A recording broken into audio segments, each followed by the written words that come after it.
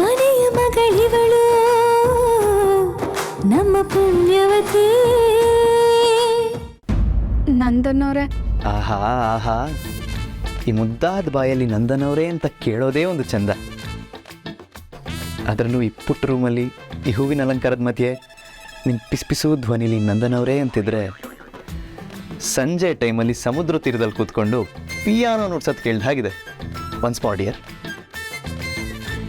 ಅಯ್ಯೋ ನಂದನ್ನವ್ರಿಗೆ ಈಗ ಏನಂತ ಹೇಳಿ ನಾನು? ಕಿಟಕಿ ತೆಗಿಲ್ಲ? ಯಾಕೆ?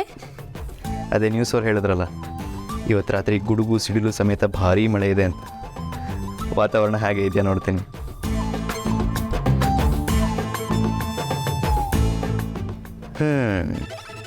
ಮೋಡ ಕವಿದ ವಾತಾವರಣ ಅಂತೂ ಹೌದು. ಏನಾಯ್ತು ಪದ್ಮಿನಿ, ಯಾಕೇನು ಮಾತಾಡದೆ ಒಂಥರ ಗಾಬರಿಲಿದೆಯಾ? ಬಾಯ್ಲಿ.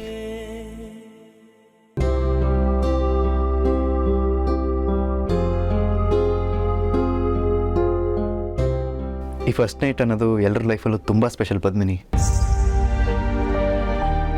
ಇಲ್ಲಿ ಮೊದಲು ಗಂಡ ಹೆಂಡತಿ ಒಬ್ರನ್ನೊಬ್ರು ಅರ್ಥ ಮಾಡ್ಕೋಬೇಕು. ನಾವಿಬ್ರು ಈಗಾಗಲೇ ಒಬ್ರನ್ನೊಬ್ರು ಅರ್ಥ ಮಾಡ್ಕೊಂಡಿದ್ದೀವಿ. ಬಟ್ ನಾವೊಂದು ಪ್ರಾಮಿಸ್ ಮಾಡ್ಬೇಕು ಪದ್ಮಿನಿ. ನಮ್ಮ ಜರ್ನಿ ತುಂಬ ದೊಡ್ಡದಿದೆ. ಈ ಪ್ರಯಾಣ ಪೂರ್ತಿ ನಾವಿಬ್ಬರು ಖುಷಿಯಾಗಿ ಜೊತೆಯಾಗಿ ಸಾಗಬೇಕು. ನಂದನವ್ರೆ, ನಿಮ್ಗೆ ಹಿಂಗೆ ಹೇಳಿ ನಾನು? ನಿಮ್ಮ ಜೊತೆಗೆ ನನ್ನ ಪಯಣ ನಮ್ಮ ಮದುವೆ ದಿನನೇ ಮುಗ್ದೋಗೈತೆ. ನಿಮ್ಮ ದಾರಿನೇ ಬೇರೆ ಬೇರೆ ಆಗೋಗೈತೆ. ಆದರೆ ಇದನ್ನು ಹೆಂಗೆ ಹೇಳೋದು ಅಂತಲೇ ತಿಳಿತಿಲ್ಲ. ಅಜ್ಜಿ ಏನು ಹೇಳಿದ್ರು ಗೊತ್ತಾ? ಈ ವರ್ಷ ಕಳೆಯೋದ್ರೊಳಗೆ ಒಂದು ಪುಟ್ಟ ನಂದನೋ ಇಲ್ಲ ಪುಟ್ಟ ಪದ್ಮಿನಿನೋ ಬೇಕಂತೆ. ನಾನೇನು ಹೇಳಿದೆ ಗೊತ್ತಾ? ಇಬ್ರು ಕೊಟ್ಬಿಡ್ತೀವಿ, ನೀವು ಆಟ ಆಡ್ಕೊಂಡು ಇದ್ಬಿಡಿ ಅಂತ. ಓಹ್ ಸಾರಿ, ಈಗಲೇ ಮಗು ಬಗ್ಗೆ ಮಾತಾಡ್ತಾ ಇದ್ದೀನಿ ಅಂತನಾ? ನನಗಂತೂ 2 ವರ್ಷ ಆದರೂ ಸಮಸ್ಯೆ ಇಲ್ಲ. ಮನೆಯವ್ರು ಗುಡ್ ನ್ಯೂಸ್ ಎಲ್ಲಿ ಅಂತ ತಲೆ ತಿಂತಾರೆ. ಹೆಂಗೋ ಮ್ಯಾನೇಜ್ ಮಾಡೋಣ. ಛೇ, ನೀವು ನಿಮ್ಮ ಕನಸನ್ನು ನನ್ನ ಜೊತೆ ಹಂಚ್ಕೊಳ್ತಾ ಇದ್ರೆ ನನಗೆ ವಾಸ್ತವ ಏನು ಅಂತಲೇ ನಿಮ್ಗೆ ಅರ್ಥ ಮಾಡ್ಸೋಕ್ಕಾಗಲಿಲ್ವಲ್ಲ. ಏನು ಮಾಡಲಿ ನಂದನ್ನವ್ರೆ? ಏನಾಯ್ತು ಪದ್ಮಿನಿ, ಒಂದು ಮಾತಾಡದೆ ಸುಮ್ಮನೆ ಇದೆಯಾ? ಅಷ್ಟೊಂದು ನಾಚಿಕೆ ಆಗ್ತಾ ಇದೆಯಾ? ನಂದನ್ನವ್ರೆ, ನನ್ಗೆ ಏನು ಮಾತಾಡ್ಬೇಕಂತಲೇ ಗೊತ್ತಾಗ್ತಿಲ್ಲ. ಅಷ್ಟೇ ಖುಷಿ ನನಗೂ ಆಗ್ತಿದೆ ಪದ್ಮಿನಿ. ಯಾಕಂದರೆ ಇವತ್ತು ನಮ್ಮ ಪುಟ್ಟ ಜೀವನ ಶುರು ಆಗ್ತಾಯಿದೆ.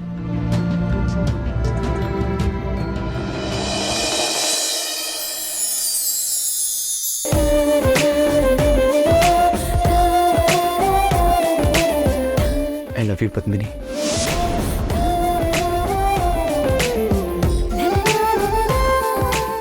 ಏನಾಯ್ತು?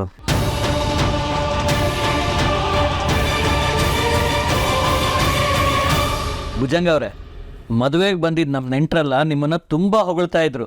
ಮದುವೆನ ತುಂಬ ಅದ್ದೂರಿಯಾಗಿ ಮಾಡಿದ್ರು, ಎಲ್ಲ ವ್ಯವಸ್ಥೆನೂ ತುಂಬ ಚೆನ್ನಾಗಿತ್ತು ಅಂತ ಹೇಳ್ತಿದ್ರು. ಅವ್ರು ತೃಪ್ತಿ ಪಟ್ಕೊಂಡ್ಬಿಟ್ರಲ್ಲ, ಅತಿಥಿ ದೇವೋ ಭವ ಅಂತ ದೊಡ್ಡವ್ರು ಹೇಳೋರೆ. ಏನೋ ನಮ್ಮ ಶಕ್ತಿ ಮೇಲೆ ಮಾಡಿಬಿಟ್ಟು ಅವ್ರು ಸಂತೋಷ ಪಟ್ಟಲ್ಲ, ಸಾಕಷ್ಟೇ. ಬೀಗ್ರೆ, ಮಗಳ ಮದುವೆನ ಶಕ್ತಿ ಮೀರಿ ಮಾಡಿದ್ದೀರಾ. ಇಷ್ಟೊಂದು ಖರ್ಚು ಮಾಡಿದಾಗ ಹಣದ ತೊಂದರೆ ಇರುತ್ತೆ. ಹಾಗೇನಾದರೂ ಇದ್ದರೆ ಏನು ಸಂಕೋಚ ಮಾಡ್ಕೊಳ್ಳದೆ ನಮ್ಮನ್ನು ಕೇಳಿ. ಹೌದು ಬೀಗ್ರೆ, ನೀವೆಂಥ ಸ್ವಾಭಿಮಾನಿ ಅಂತ ನಮಗೆ ಗೊತ್ತು. ಆದರೆ ಈಗ ನಾವು ಅತಿ ಹತ್ತಿರದ ನೆಂಟರು. ನಮ್ಮಲ್ಲಿ ಈ ಸ್ವಾಭಿಮಾನ ಎಲ್ಲ ಬೇಡ ಅಲ್ವಾ? ನಿಮ್ಗೇನಾದರೂ ತೊಂದರೆ ಇದ್ದರೆ ಹೇಳಿ. ಅದೇನಂತ ದೊಡ್ಡ ಸಮಸ್ಯೆ ಅಲ್ಲ ಬಿಡಿ. ಸಾಲ ಮಾಡೀವಿ, ಈ ಬಡ್ಡಿ ಕಟ್ಟಾಗಿ ತೀರಿಸ್ಕೊಂಡ್ರೆ ಆಯಿತು. ಅದೇನಂತ ದೊಡ್ಡ ವಿಷಯ ಅಲ್ಲ ಬಿಡ್ರಿ, ನಾನು ಮಾಡ್ಕೊಳ್ತೀನಿ. ಆಕಸ್ಮಿಕ ಏನಾದ್ರು ಬೇಕಿದ್ರೆ ನಾನು ಕೇಳ್ತೀನಿ ಬಿಡಿ. ನಾವಿನ್ನು ಹೊರಡ್ತೀವಿ ಭುಜಂಗ ಅವರೇ. ಬೆಳಗ್ಗೆ ಕಾರ್ ಕಳಿಸ್ತೀವಿ. ಆಯ್ತಾ, ನೋಡ್ರಿ ಬರ್ತೀವಿ. ಹೀಗೆ ಬರ್ತಾ ಇರಿ ಬಿಗ್ರೆ, ನೀವು ಬನ್ನಿ.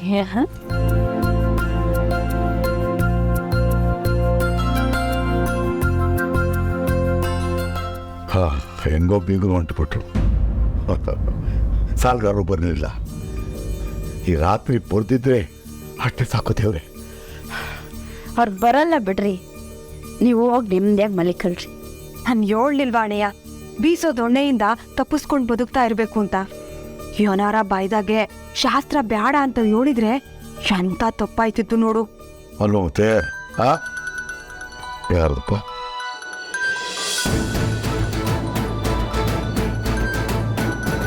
ಯಾರದ್ರಿ ಫೋನು? ಸಾಲ ಕೊಟ್ಟು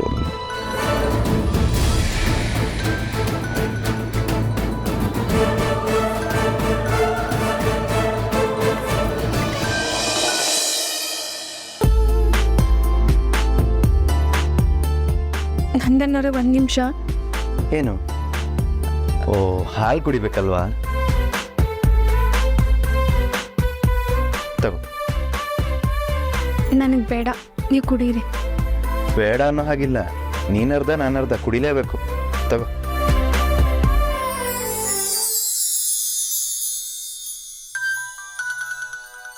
ನೀವು ಸುಮ್ಮನೆ ಇದ್ಬಿಡ್ರಿ, ಫೋನ್ ಎತ್ತಕ್ಕೆ ಹೋಗ್ಬೇಡಿ. ಫೋನ್ ಎತ್ತಿದ್ರೆ ಮತ್ತೆ ಮತ್ತೆ ಫೋನ್ ಮಾಡ್ತಲೇ ಇರ್ತಾರೆ. ನಾನೇನು ತಗೊಳ್ಳಿಲ್ಲ ಅಂತಂದರೆ ಅವರೇ ಮಂತಕ್ಕೆ ಬಂದ್ಬಿಡ್ತಾರೆ ಅಷ್ಟೇ. ಅಣೆಯ, ನೀನು ಅವ್ರ ಫೋನ್ ಎತ್ತಿ ಏನಾರ ಒಂದು ಹೇಳ್ಬಿಟ್ಟು ಮಂತಪ್ಪರ್ದಾಗ ಮಾಡ್ಬಿಡು. ಏನಂತ ಹೇಳೋದವಾ? ಅಯ್ಯೋ, ಬ್ಯಾಗಿಗೆ ಕೊಡ್ತೀನಿ ಅನ್ನೋ.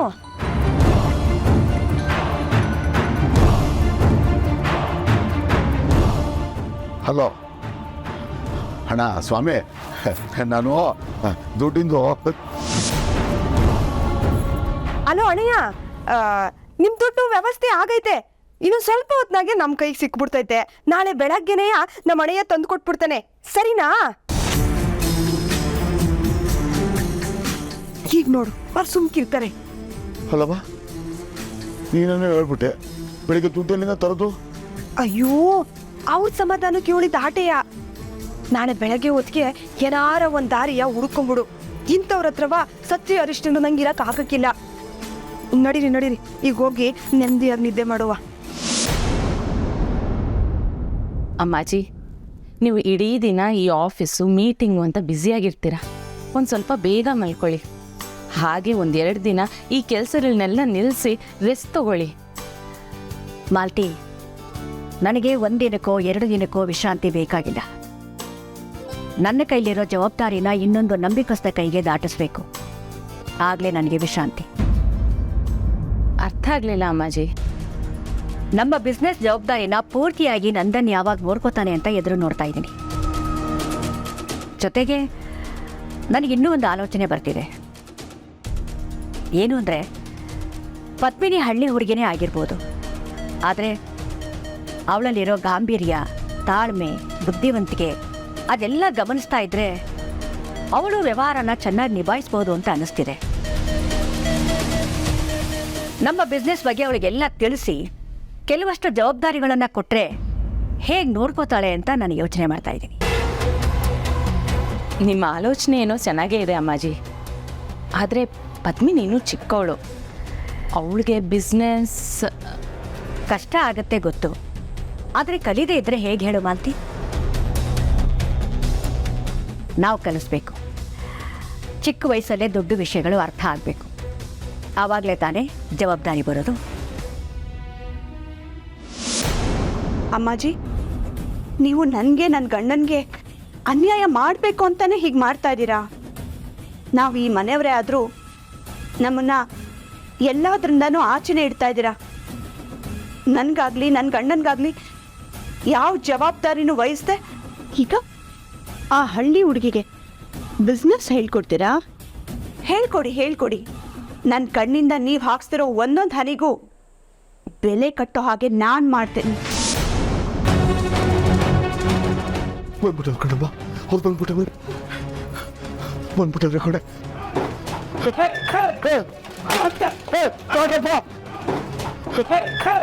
ಯಾರೋ ಕಿಚ್ಕೊಂಡಂಗಾಯ್ತಲ್ವಾ? ಬೇಡಪ್ಪ, ನಿಮ್ ಕೈ ಮುಗಿತೀನಿ. ಬೇಡ್ರಪ್ಪ, ಬಿಟ್ಬಿಡ್ರು. ಬೇಡಪ್ಪ, ಕೈ ಮುಗಿತೀನಪ್ಪ. ಬೇಡಪ್ಪ, ಬೇಡ.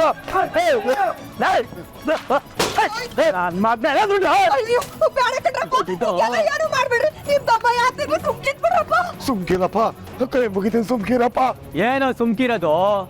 ನಿಂಗೆ ನೆನೆ ದಿನನೇ ಹೇಳಿದ್ದು ತಾನೇ ಇವತ್ತು ದುಡ್ಡು ಕೊಡ್ಬೇಕು, ಇಲ್ಲಾಂದ್ರೆ ಸರಿಗಿರಕ್ಕಿಲ್ಲ ಅಂತ. ಬೆಳಿಗ್ಗೆಯಿಂದ ಇಷ್ಟ ಗಂಟೆ ಕಾದ್ವಿ, ತಂದ್ಕೊಟ್ಯಾ ನೀನು? ಭುಜಂಗ ಫೋನ್ ಮಾಡಿದ್ರೆ ರಿಸೀವ್ ಮಾಡೋಕ್ಕಿಲ್ಲ, ರಿಸೀವ್ ಮಾಡಿದ್ರೆ ಮನೆ ಹೆಣ್ಣು ಮಕ್ಳ ಕೈಲಿ ಮಾತಾಡಿಸ್ತೀಯ. ನಮ್ಮನ್ನ ಏನು ಅಂದ್ಕೊಂಡಿದ್ದೀನಿ ನೀನು? ಎಲ್ಲಿ ಆ ದುಡ್ಡು?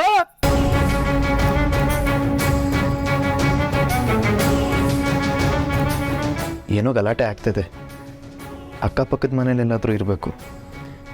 ನನ್ಗೆ ಯಾಕೋ ಭಯ ಆಗ್ತಿದೆ ನಂದನ್ನೋರೆ. ಏಯ್, ಒಂದು ದುಡ್ಡು ಕೊಡು, ಇಲ್ಲ ಅಂದ್ರೆ ಮನೆ ಖಾಲಿ ಮಾಡು. ಎರಡೇ ದಾರಿ ನಿನ್ಗಿರೋದು. ಅಲ್ಲಪ್ಪ ಸ್ವಾಮಿ, ಇನ್ನೂ ಕಾಸೆ ಅಡ್ಜಸ್ಟ್ ಆಗಿಲ್ಲ. ರಾತ್ರಿ ಬಂದ್ಬಿಟ್ಟು ಮನೆ ಖಾಲಿ ಮಾಡು ಅಂದರೆ ಎತ್ಲಾಗಪ್ಪ ಹೋಗ್ಬೇಕು ನಾವು? ಸುಡ್ಗಾಡ್ಗೋಗಯ್ಯ.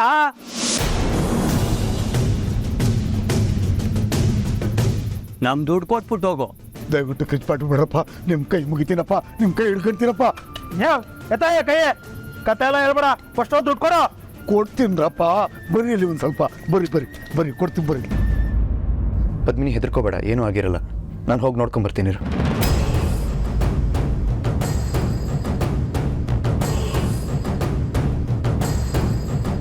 ಏನ್ ಭುಜಂಗ ಮಾತಾಡಿ ನಮ್ಮನ್ನ ಸಾಗಾಕ್ಬೇಕು ಅಂದ್ಕೊಂಡಿದ್ಯಾ?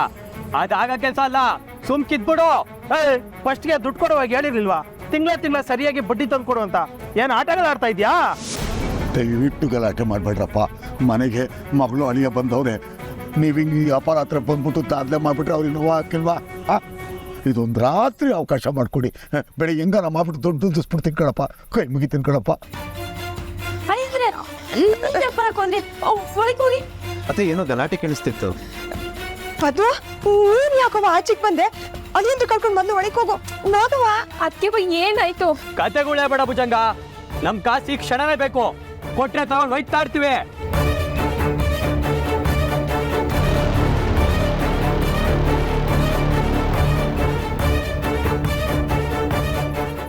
ಅಯ್ಯೋ, ಏನಿದಲ್ಲ? ಅತ್ತೆ ಏನಾಗ್ತಿದೆ ಅಂತ ಹೇಳಿ. ಮಾವ ಎಲ್ಲಿ? ಪರಿಸ್ಥಿತಿನ ಅರ್ಥ ಮಾಡ್ಕೊಡ್ರಪ್ಪ. ನಂತವ ಹಣ ಇಲ್ಲ ಕಣ್ರಪ್ಪ. ಬೆಳಿಗ್ಗೆ ಏನಾರ ಮಾಡಿ ಅಡ್ಜಸ್ಟ್ ಮಾಡ್ಕೊಡ್ತೀನಿ ಕಣಪ್ಪ, ದಯವಿಟ್ಟು. ಹಣ ಗಿಲ ಇಲ್ಲ ಅಂತ ಹೇಳ್ಬೇಡ, ಇಲ್ಲ ಮನೆ ಖಾಲಿ ಮಾಡೋ. ಇನ್ನು ನಮ್ಮ ಹಣ ಕೊಡೋಕೆ ಕಾಣಕ್ಕಿಲ್ಲ. ಬಾ, ಮನೆ ಒಳಗಡೆ ಇರೋರ್ನ ಹೊರತು ಹೊಡಿಕಾಕಣ. ಇಷ್ಟೊತ್ತ ಹೊರಗೆ ಹಾಕ್ಬಿಟ್ರೆ ಎಲ್ಗಪ್ಪ ಹೋಗ್ತಾರೆ? ನಿನ್ನ ಕಾಲಿಗೆ ಇರ್ತೀನಿ ಕಣಪ್ಪ, ಬಿಟ್ಬಿಟ್ರಪ್ಪ ನಮ್ಮನ್ನ. ಏನು ಮಾಡ್ತಿದ್ದೀರಾ ಮಾವ? ನೀವ್ಯಾಕೆ ಇವ್ರ ಕಾಲಕ್ಕೆ ಬೀಳಕ್ಕೆ ಹೋಗ್ತಿದ್ದೀರಾ? ಅಂದರೆ ನೀವು ವ್ಯಾಪಾರ ಹಾಕೋದ್ರಿ, ನೀವು ಒಳಗೆ ನಡೀರಿ, ನೀವು ಒಳಗೆ ನಡೀರಿ. ನನ್ನ ಹತ್ರ ಏನು ಮುಚ್ಚಿಡೋ ಅವಶ್ಯಕತೆ ಇಲ್ಲ, ನನಗೆಲ್ಲ ಗೊತ್ತಾಗಿದೆ. ನಿಮ್ಮ ಹತ್ರ ದುಡ್ಡಿಲ್ಲ, ಸ್ವಲ್ಪ ಟೈಮ್ ಕೊಡಿ ಅಂತ ನೀವು ಬೇಡ್ಕೊಂಡ್ರು ಇವ್ರು ಕೇಳ್ತಿಲ್ಲ. ಅಷ್ಟಕ್ಕೆ ನೀವು ಇವ್ರ ಕಾಲಿಗೆ ಬೀಳಕ್ಕೆ ಹೊರಟಿದ್ದೀರಾ? ಈ ಹಳ್ಳಿ ನೆನಪೇ ಆಗಲಿಲ್ವಾ ಮಾವ ನಿಮಗೆ? ನೀವಿಷ್ಟು ದಿನ ಕಷ್ಟಪಟ್ಟಿದ್ದೀರಾ ಮಾವ. ಇನ್ನು ಮುಂದೆ ನಾನು ನಿಮ್ಮ ಅಳಿಯ ಇದ್ದೀನಿ. ನಿಮ್ಮನ್ನು ಬೀದಿಗೆ ಬರಕ್ಕೆ ನಾನು ಬಿಡ್ತೀನಾ?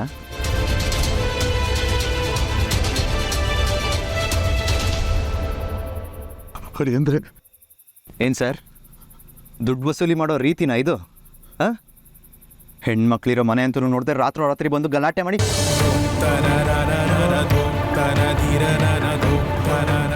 ಈಗೇನು ನಿಮಗೆ ದುಡ್ಡು ಬೇಕು ತಾನೆ? ಈ ಕ್ಷಣನೇ ಟ್ರಾನ್ಸ್ಫರ್ ಮಾಡ್ತೀನಿ, ನಿಮ್ಮ ನಂಬರ್ ಹೇಳಿ. ಹೊಡಿ ಅಂದರೆ ಇದೆಲ್ಲ ಬೇಡ ಮಾವ, ನೀವು ಸುಮ್ಮನಿರಿ. ಹೇಳಿ ಸರ್, ನಂಬರ್ ಹೇಳಿ. ಟ್ರಾನ್ಸ್ಫರ್ ಎಲ್ಲ ಬೇಡ, ಕ್ಯಾಶ್ ಬೇಕು ನಮಗೆ.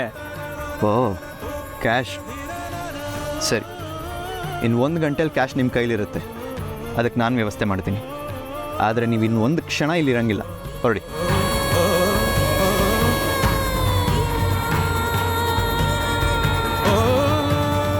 ಏನು ಮುಖ ನೋಡ್ತಿದ್ದೀರಾ? ಕ್ಯಾಶ್ ವ್ಯವಸ್ಥೆ ಮಾಡಿಸ್ತೀನಿ ಅಂತ ಹೇಳಿದ್ನಲ್ಲ. ತುಂಬ ಥ್ಯಾಂಕ್ಸ್ ನಂದನ್ನೋರೆ. ಅಪ್ಪಯ್ಯ ಆಪತ್ನಲ್ಲಿರುವಾಗ ನೀವು ಅವ್ರಿಗೆ ಸಹಾಯ ಮಾಡಿ ಅವ್ರ ಮಾನ ಉಳಿಸಿದ್ರಿ. ನಿಮ್ಮ ಈ ಉಪಕಾರನ ನಾನು ಯಾವತ್ತೂ ಮರೆಯೋಕ್ಕಿಲ್ಲ. ಒಬ್ರನ್ನ ಹೊರಗ್ನವರು ಅಂತ ತುಂಬ ಮೃದುವಾಗಿ ಹಿಂಗೂ ಹೇಳ್ಬೋದಲ್ವ?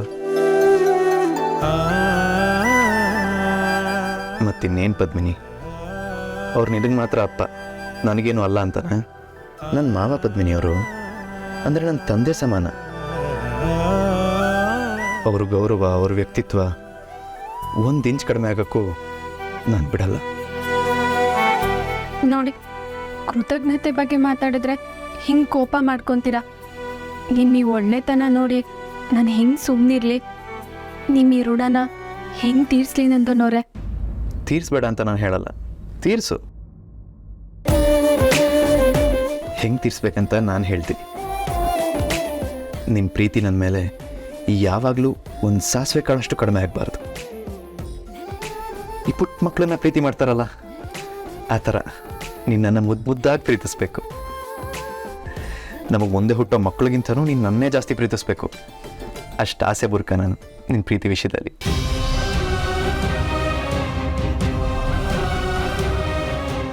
ನೀನು ಯಾವಾಗಲೂ ನನ್ನ ಮೇಲೆ ಸುಳ್ಳು ಕೋಪ ಮಾಡ್ಕೊಳ್ತಾ, ಕೋಳಿ ಜಗಳ ಆಡ್ತಾ, ಆ ಜಗಳಕ್ಕಿಂತ ದುಪ್ಪಟ್ಟು ತ್ರಿಪಟ್ಟು ಪಟ್ಟಷ್ಟು ನಾನು ಮುದ್ದು ಮಾಡ್ತಾ,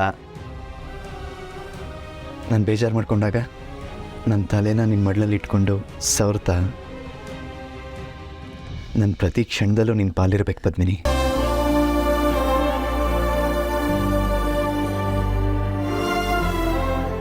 ಹಾಗೆ ನೀನು ಯಾವತ್ತೂ ನಿನ್ನ ಮಾತಿಂದ ನನ್ನ ನೋಯಿಸಬಾರ್ದು.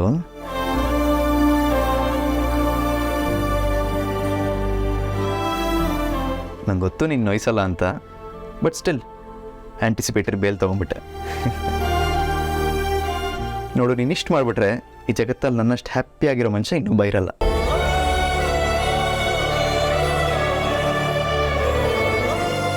ನನ್ನ ಜೀವನ ಪರ್ಯಂತ ನಂಗೆ ಬೇಕಾಗಿರೋದು ಇಷ್ಟೇ ಪದ್ಮಿನಿ, ಇಷ್ಟೇ.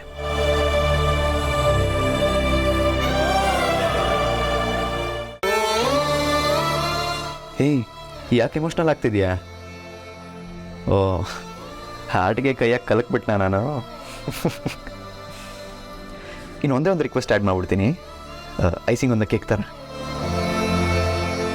ನೀನು ಯಾವಾಗಲೂ ನಗ್ತಾ ಇರ್ಬೇಕು ಪದ್ಮಿನಿ. ನಿನ್ನ ನಗು ನಂಗೆ ಒಂಥರ ಬೂಸ್ಟರ್ ಡೋಸ್ ಇದ್ದಂಗೆ, ನನ್ನ ಬದುಕಿಸೋದು, ಇನ್ಸ್ಪೈರ್ ಮಾಡೋದು.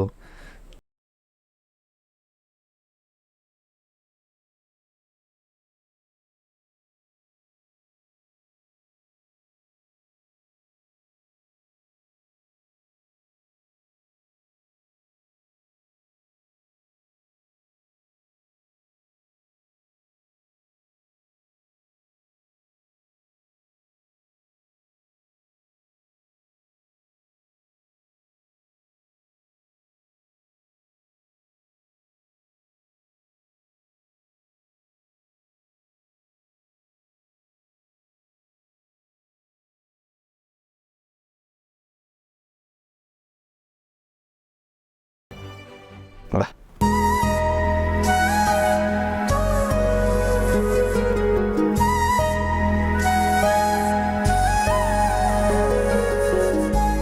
ನೀನು ಮಲಗಿಬಿಡು ಪದ್ಮಿನಿ. ಹೌದು, ಎಲ್ಲದಕ್ಕೂ ಮನಸ್ಸೇ ಮೂಲ. ಮನಸ್ಸೇ ಸರಿ ಇಲ್ಲ ಅಂದಮೇಲೆ ಅದನ್ನು ಸರಿ ಹೋಗಕ್ಕೆ ಬಿಟ್ಬಿಡ್ಬೇಕು. ಸೊ ನಿನಗೆ ಮಲ್ಕೋ. ಹೇಗಿದ್ರು ಇಡೀ ಲೈಫ್ ಟೈಮೇ ನಮಗಿದೆ. ಮಲ್ಕೋ.